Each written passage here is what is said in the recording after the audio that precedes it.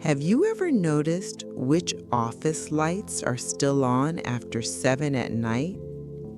The building looks quiet from the street, but a few windows still glow like tired eyes.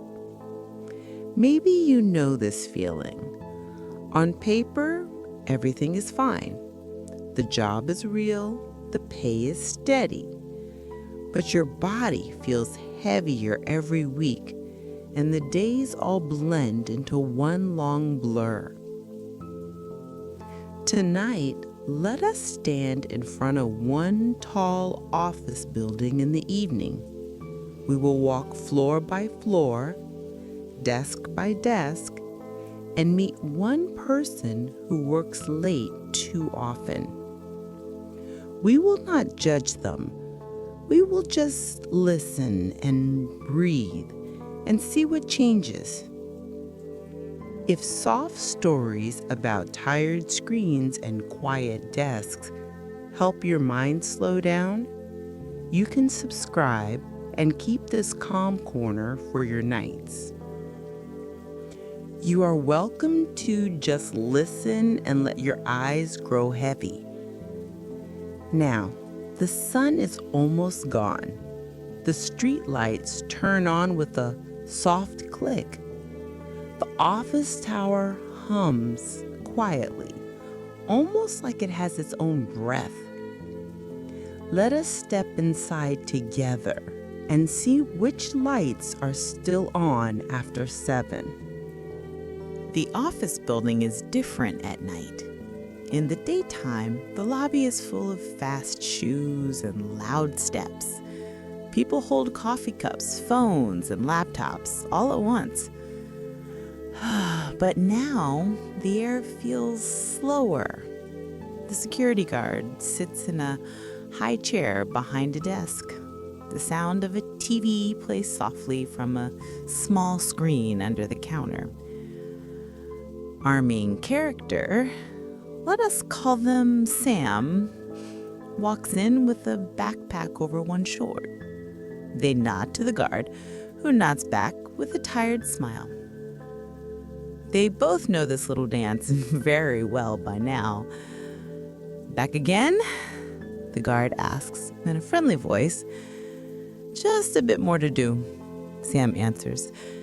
They say it every time, and every time a bit turns into hours.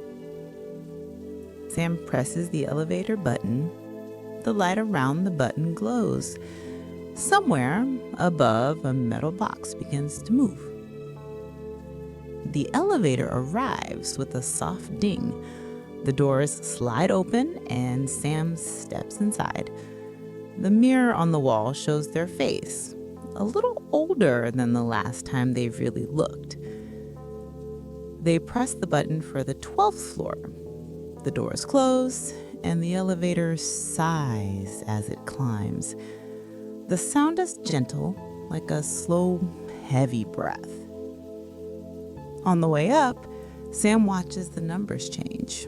4, 5, 6. Each floor is a layer of offices, each one holding people who once promised themselves they would not work this late. Tonight, most of those floors are dark, but the 12th floor light is still on. When the elevator doors open, the 12th floor greets Sam with a soft, cool air. Most of the ceiling lights are dimmed. Only a few squares of white light remain bright above certain rows of desks. The floor is carpet, so each step makes almost no sound. Sam's shoes feel too loud anyway.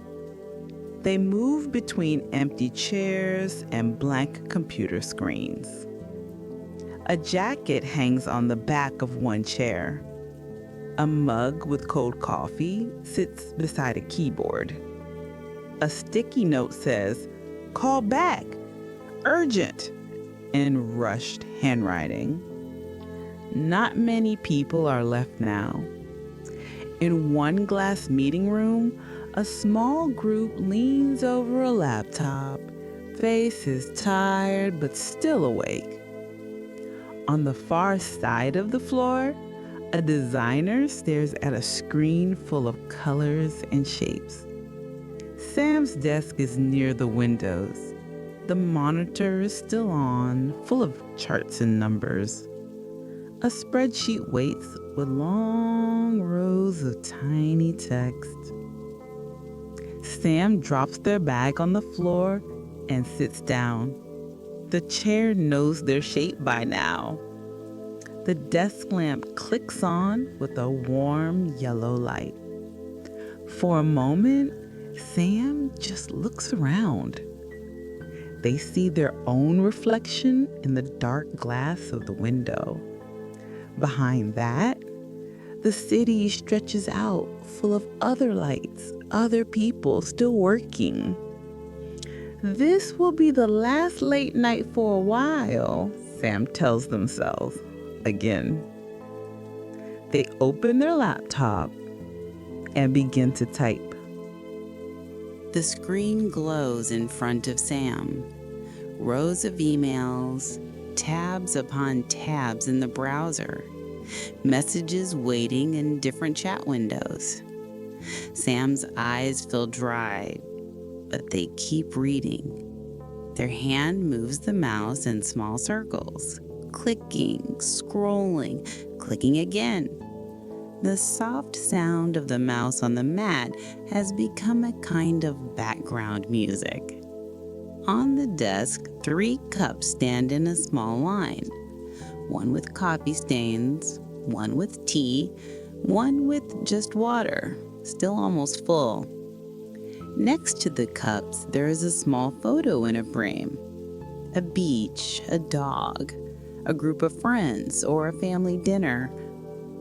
A picture from a time when evenings did not belong to work.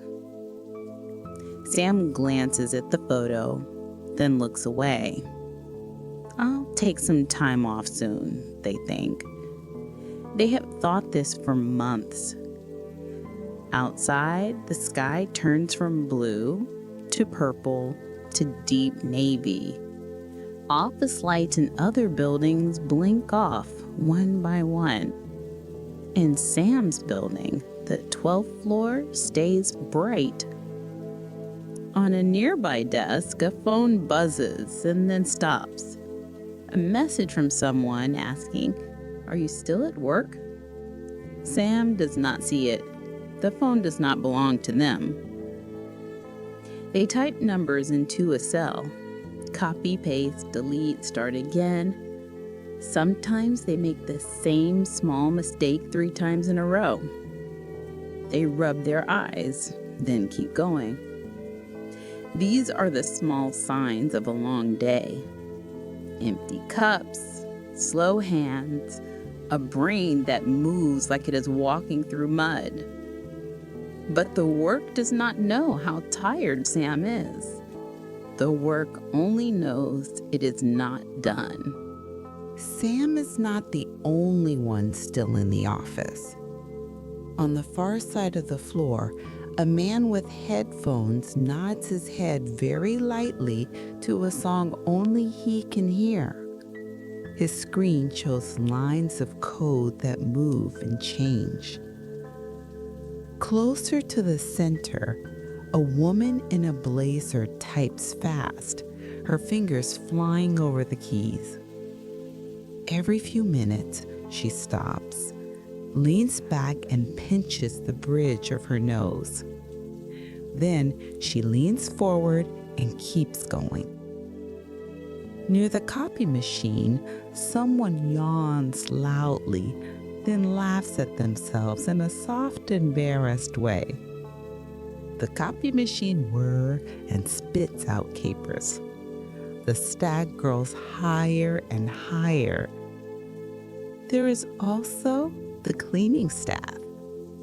A cart rolls slowly down the hall. Behind it, a person in a simple uniform empties small trash bins into a larger bag. They move quietly, careful not to disturb the people who still work. But their presence whispers a clear message. It's late. It's time to go home. Sam watches them for a moment. They see how the cleaner moves with a calm, steady pace. No rush, no panic, just a quiet, finished rhythm. Sam thinks, they will be done before me again. It feels wrong somehow, but Sam pushes the thought away. In this building, at this hour, there is a little club that nobody wants to join. The people whose office lights stay on after 7.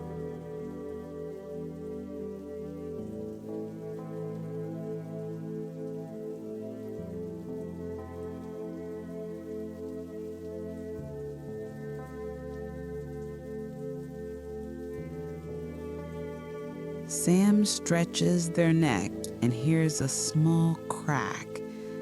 Their shoulders feel tight, like a rope pulled too hard. Their lower back complains every time they lean forward. They know they should stand up, walk around, drink some water. They know this because the wellness emails say so. The posters in the hallway say so. Their own body says so. But the cursor blinks in an empty cell, waiting. The numbers in the top right of the screen do not look right yet. The deadline on the project board does not care how Sam's neck feels. Sam tells himself, 10 more minutes. I'll take a break after this part. 10 minutes turn into 30. 30 turn into 60.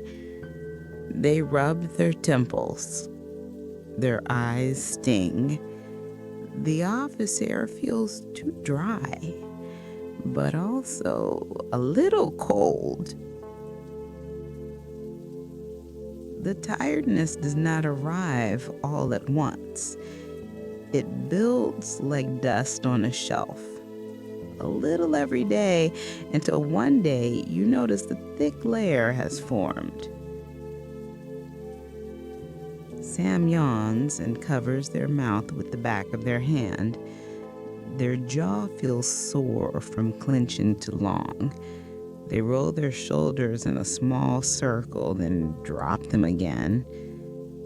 Their body has been speaking for a long time, but Sam has learned over the years how to not listen. A little later, the floor grows even quieter. The group in the meeting room finally leaves, their voices soft and tired. The designer turns off their screen and packs up. One by one, screens go dark. Chairs roll back. Elevator doors close. Sam is still at their desk.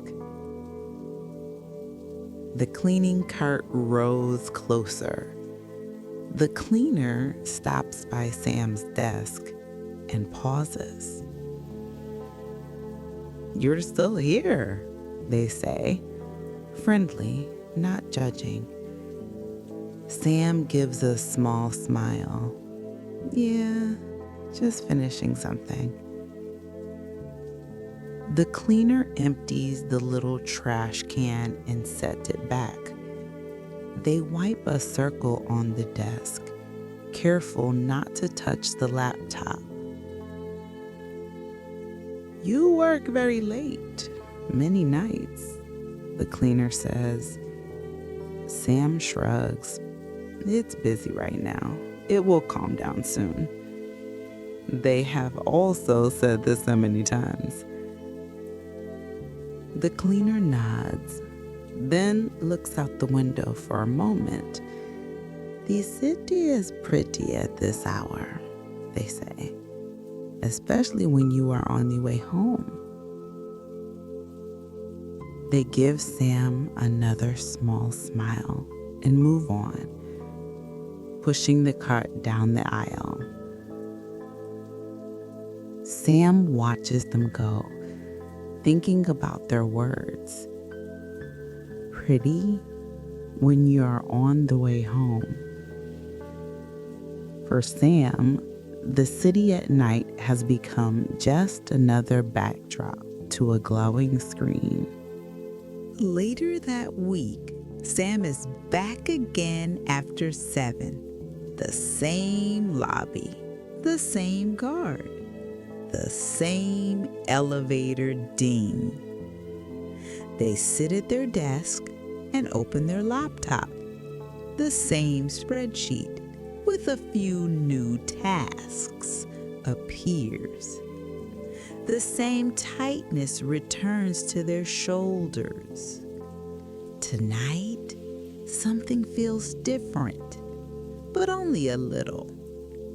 Maybe it is the cleaner's words echoing softly. Maybe it is the way Sam's reflection looks more tired than before.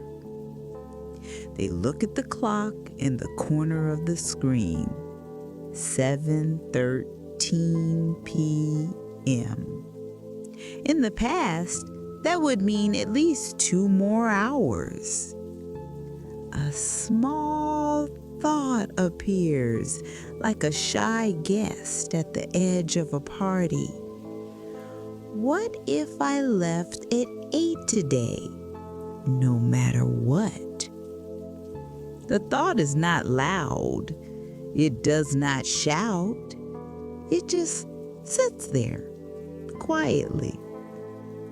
Sam almost laughs at themselves.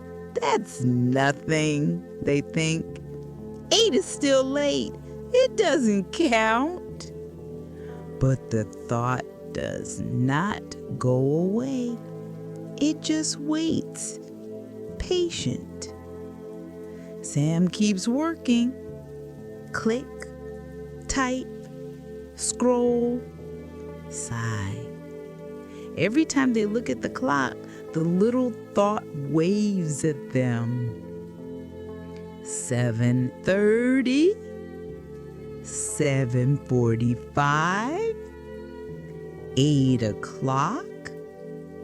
Sam's hands keep moving like they always do. But now, the idea of leaving is also in the room. On a different day, something small changes. Sam looks at the calendar in the morning and sees a block of meetings from 9 to 6. The day looks long before it even starts. When 6 o'clock comes, the last meeting ends. Everyone says thanks and we'll circle back and have a good evening. Sam mutes the call and closes the window. They look at their to-do list. It is still long. There is always just one more thing. Their hand moves to open another file, then stops. They remember a question they heard once. What if the work never ends, but you do? The thought lands softly, but it lands deep. Sam looks up. The office is still busy, but the light outside is not dark yet. The sky is a pale blue, fading into gold near the horizon. They stand up. They put their laptop in their bag. They take their jacket from the back of the chair. It feels strange, like they are doing something they're not allowed to do, but no one stops them. They pass the designer, who waves. They pass the meeting rooms, where a few people are still talking. They walk to the elevator and press the button. Downstairs, the security guard looks surprised. Early for you, they say. Sam smiles, a little shy. Trying something new, they answer. Outside, the air feels different at this hour. The street is still alive, but not wild. There was enough light to see the tops of trees and the color of people's coats. Sam walks home slowly. They buy a simple dinner from a small shop. They sit by their own window and eat while the sky changes color. Nothing big happens. They do not quit their job. They do not move to a new city. They just leave on time once. But inside, something shifts. Over the next weeks, Sam does not stop working late completely. Habits built over years do not vanish in a day.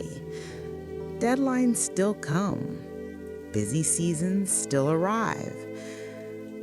But the idea of leaving on time no longer feels like a crime. It feels like an option. Some nights, Sam still stays until 8 or 9. Those nights still happen. But other nights, they close the laptop at 6 or 6:30. They do not wait for the perfect moment when all tasks are done. They know that moment does not exist. On those evenings, they discover small things they had forgotten. How the sky looks when it holds both sunlight and the first city lights. How it feels to cook slowly instead of ordering food in a rush. How quiet a room can be when no screen is on. One night, Sam goes for a short walk after dinner. They pass a park where children are still playing. Parents talk on benches, their voices soft and low. Sam sits on a bench for a while. The grass smells fresh. The air is cool on his face. His phone buzzes once. An email. He looks at the screen, then turns it face down. The world does not end. The office lights in the distance still glow. People are still working, but Sam is not one of them tonight. On those evenings, they discover small things they had forgotten. How the sky looks when it holds both sunlight and the first city lights. How it feels to cook slowly instead of ordering food in a rush. How quiet a room can be when no screen is on. One night, Sam goes for a short walk after dinner. They pass a park where children are still playing. Parents talk on benches, their voices soft and low. Sam sits on a bench for a while. The grass smells fresh. The air is cool on his face. His phone buzzes once. An email. He looks at the screen, then turns it face down. The world does not end. The office lights in the distance still glow. People are still working. But Sam is not one of them tonight. On another evening, Sam passes their office building from the outside. They are not going in this time. They are just walking by on the way home from meeting a friend. The building stands tall, full of glass and steel. Some windows are dark, some are still lit. Sam stops on the sidewalk and looks up. They can see the 12th floor from here. A few squares of light are still bright. They remember what it felt like to be up there. The glow of the monitor, the silence of the carpeted floor, the hum of the air system, always a little too cold. Now the city sounds different from the street. They can hear people talking as they walk past. They can hear a bus rumble by, a dog bark, a bike bell ring. Behind Sam, a small group laughs at something only they share. In front of Sam, a couple holds hands as they cross the road. The office building is just one piece of the city, not the whole story. Sam takes a deep breath. They are still part of their job. They still care. But they can feel that their life is slowly growing roots in other places too. They look up one last time at the 12th floor. Then they turn away and keep walking. Maybe you are listening to this while you are also a little burnt out. Maybe work has been heavy for a long time. Maybe your own office lights after 7 are not real lights, but the glow of your phone in your hand in bed. You do not have to change your whole life tonight. You do not have to quit or move or know all the answers. Sometimes softness starts in very small ways, like closing the laptop 5 minutes earlier than you planned, like leaving one email for tomorrow, like letting yourself feel tired without calling yourself weak. You can imagine your own office building now, real or in your mind. See it from the outside the way a stranger would. Some windows bright, some windows dark. And one of those windows is you. At a desk, with a screen, with a cup, and a chair that knows your shape. You can picture yourself standing up, turning off the small desk lamp, letting the screen go dark. You walk to the elevator or the door in your own time. You step outside into the cooler air.